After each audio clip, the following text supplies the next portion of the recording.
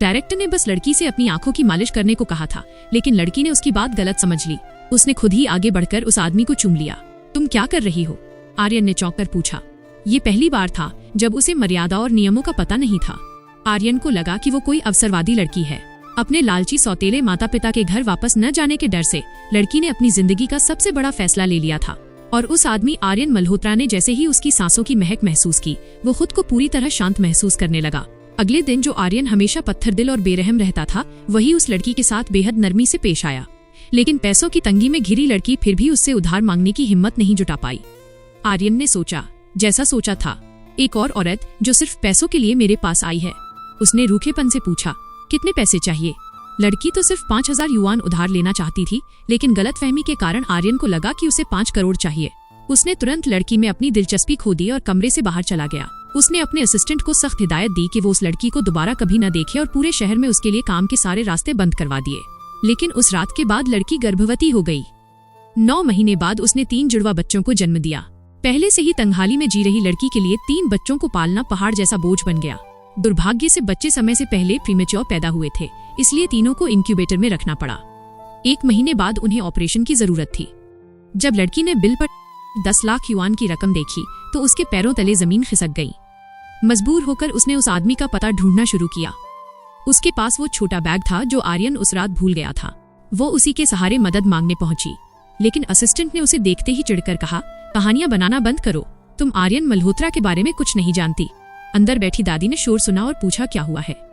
नौकर ने सच छुपाते हुए झूठ बोल दिया कि कोई बीमा बेचने वाली थी जिसे भगा दिया गया। इसके बाद दादी ने आर्यन पर शादी के लिए दबाव डालना शुरू किया। उन्होंने पूछा कि उसे कैसी लड़की पसंद है। आर्यन ने बेबस होकर कहा, पसंद होने से क्या फायदा दादी, मैं तो आंखों से देख नहीं सकता। जो भी मेरे पास आता है किसी मतलब से आता है। दादी उसका दर्द समझ गईं। उन्होंने तय किया कि सबसे पहले उसके पोते की आंखें ठीक करवाई जाएंगी। उधर लड़की अपने बच्चों के इलाज के लिए दर-दर भटक रही थी, लेकिन आर्यन के डर से कोई उसे नौकरी नहीं दे रहा था। तभी अस्पताल से खबर आई, अगर जल्दी ऑपरेशन के पैसे जमा नहीं हुए तो तीनों बच्चों की जान को खतरा हो सकता है। पूरी तरह टूट चुकी लड़की ने जब सुना कि दादी अपने पोते के लिए कॉर्निया आंखें ढूंढ रही हैं, तो वो तुरंत उनके पास गई और बोली, मैं अपनी आंखें दान कर सकती हूँ। दादी उसकी कम उम्र देखकर हिचकिचाई, लेकिन जब लड़की ने अपने बच्चों की जान बचाने की गुहार लगाई तो दादी का दिल पसीज गया। लड़की ने आंसुओं भरी आंखों से अपने बच्चों को आखिरी बार देखा और ऑपरेशन थिएटर में चली गई। उसने सोचा, अगर मेरे बच्चों की जान बच सकती है तो मैं उसे दोबारा कभी न देख पाऊं, ये भी मंजूर है। उसे नहीं पता था कि जिस आदमी के लिए वो अपना नूर रोशनी दान कर रही है, वो बगल वाले कमरे में ही था।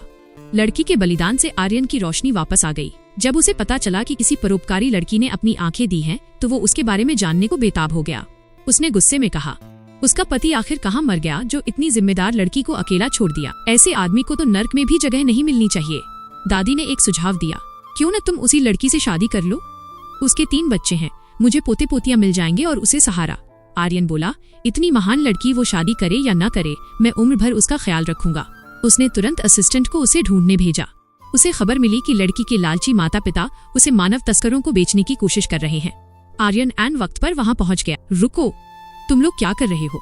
उस आवाज को सुनते ही लड़की के अंधेरे जीवन में उम्मीद की किरण जागी। ये आवाज, आर्यन जी, क्या वो मुझे बचाने आए हैं?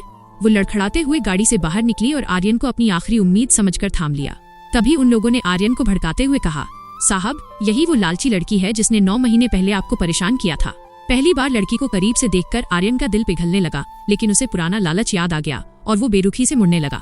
तभी लड़की पूरी ताकत से चिल्लाई, आर्यन मल्होत्रा, रुकिए, मेरे पास आपके बच्चे हैं। आर्यन के कदम वहीं थम गए।